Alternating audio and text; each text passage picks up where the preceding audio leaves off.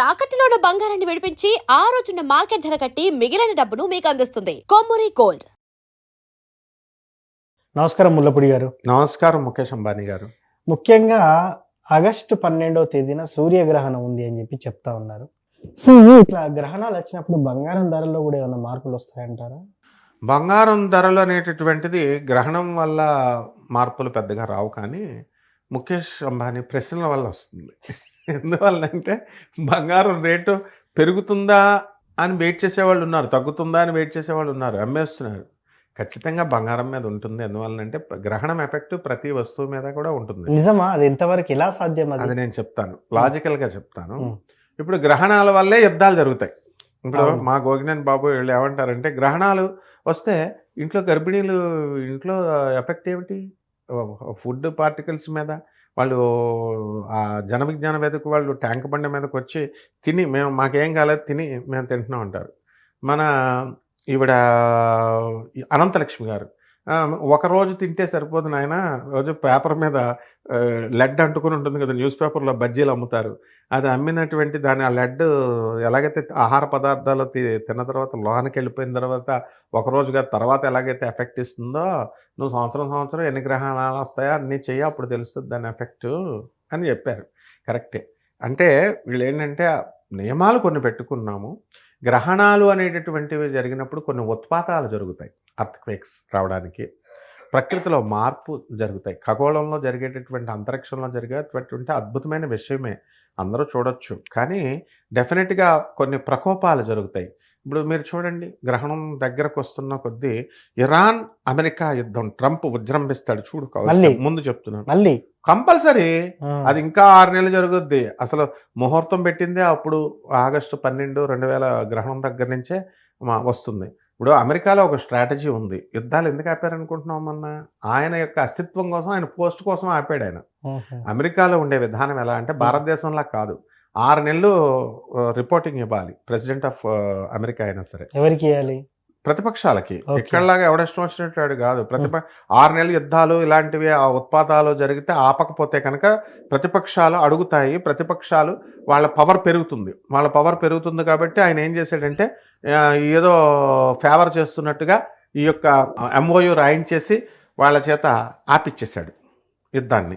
ఆ తర్వాత మళ్ళీ 6 months మీటింగ్ అయిపోయింది, రివ్యూ మీటింగ్. క్రైమ్ మీటింగ్స్ ఎలాగైతే జరుగుతాయో మనకి, క్రైమ్ రివ్యూ మీటింగ్స్ పోలీస్ డిపార్ట్మెంట్లో ఎస్పీలు, కమిషనర్లు, ఎస్ఐలు, సిఐలు అందరినీ పిలిచి, డీసీపీలు వీళ్ళంతా కూడా ఆ రకంగా జరుగుతుంది.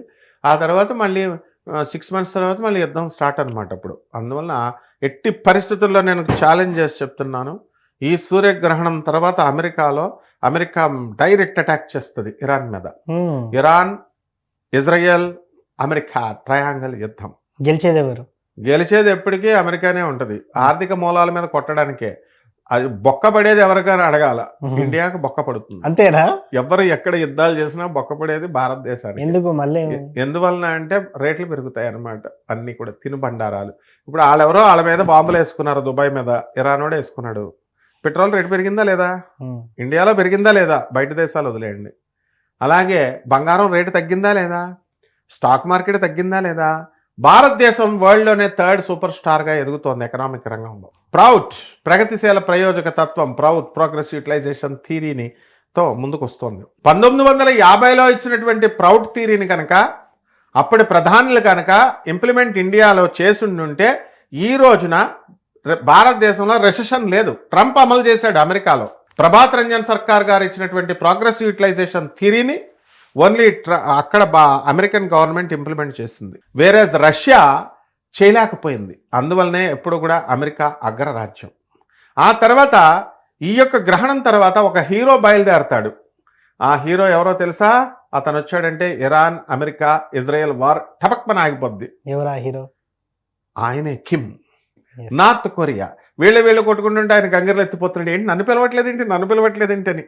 ఆయన వచ్చాడంటే కనుక బ్రహ్మాండంగా నా దగ్గర న్యూక్లియర్ పవర్ ఉంది, మానేయండి యుద్ధం, లేకపోతే వేసేస్తానంటాడు. అందువల్ల మొండివాడు రాజు కంటే బలవంతుడు. అందువల్ల ఇరాన్ వాళ్ళు సుప్రీంని చంపేసినా సరే, వాళ్ళు నాయకత్వం లేకపోయినా సరే వాళ్ళే యుద్ధాలు చేసేస్తున్నారు. బ్రహ్మాండంగా అమెరికాని ఇది చేస్తున్నారు.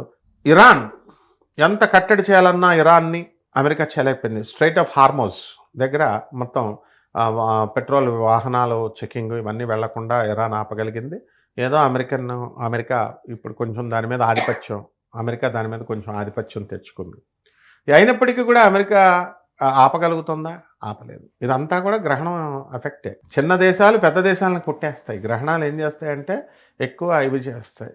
ఇప్పుడు మనకి మామూలుగా ఇప్పుడు ఈ గ్రహణాల వల్ల ఎఫెక్ట్ ఏంటంటే, గ్రహణాల్లో వల్ల ఎఫెక్ట్ అడిగేటటువంటి ఈ నాస్తికులంతా కూడా ఒక ఆన్సర్ చెప్పాలి మనకి. ఎన్ని సోలార్ కూడా సిస్టమ్స్ ఉన్నాయి? 3200 సోలార్ సిస్టమ్స్ ఉన్నాయి. 3 × 10⁻11 సోలార్ సిస్టమ్స్ ఉన్నాయి.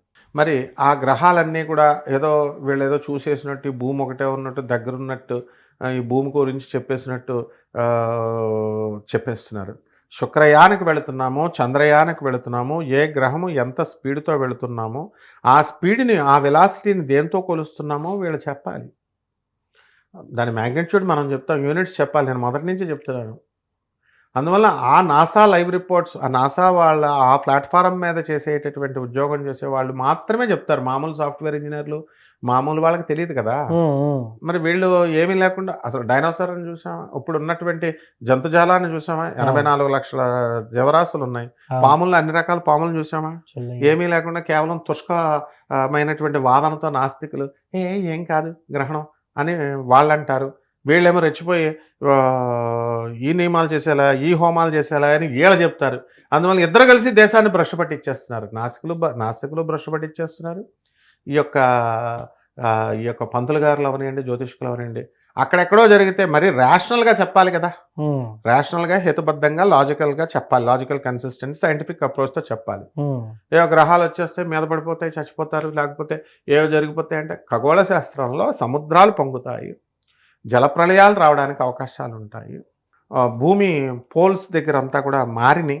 నార్త్ పోల్ దగ్గర అంతా కూడా మారినాయి. భూమి పోల్స్ దగ్గర ఉండాల్సిన బ్యాలెన్స్ కొంచెం తప్పింది. హిమాలయ పర్వతాల్లో ఉన్నటువంటి మంచు కరిగిపోతోంది. ఇవి చెప్పాలి నాసా చెప్పేవి. అవి చెప్పకుండా గోళ్ళు గిల్లుకోకూడదు, ఇంట్లో ఆ గర్భిణి అటు ఇటు నడవకూడదు, అసలు చూసేస్తే మహాప్రమాదం, ఈ రాశి వాళ్ళ చచ్చిపోతారు, ఈ రాశి వాళ్ళ కడుపులో వచ్చేసి, what is all this non sense. అందుకే పాపం జన విజ్ఞానం మీదకి వాళ్ళు వీళ్ళని కరెక్ట్ చేయడానికి వాళ్ళ అవసరం, వాళ్ళని ప్రశ్నించడానికి జ్యోతిష్కులు కూడా అవసరం. ఎగ్జాగరేషన్స్ చేయకూడదు అనవసరంగా. కాబట్టి మొత్తం మీద ఈ రాశి ఎఫెక్ట్, ఈ గ్రహణం ఎఫెక్ట్ ఉంటుందండి భారతదేశం మీద. సో మొత్తానికి ఒక గ్రహణం కారణంగా రాసుల వారికి ఎలా ఉండబోతుంది, నిజంగానే రేట్లు పెరుగుతాయి అంటే పెరుగుతాయి. నిజంగా గ్రహణం అనేది అంతటి మార్పు తీసుకొస్తుందని చెప్పారు. థ్యాంక్ యూ గురుగారు. ధన్యవాదాలండి.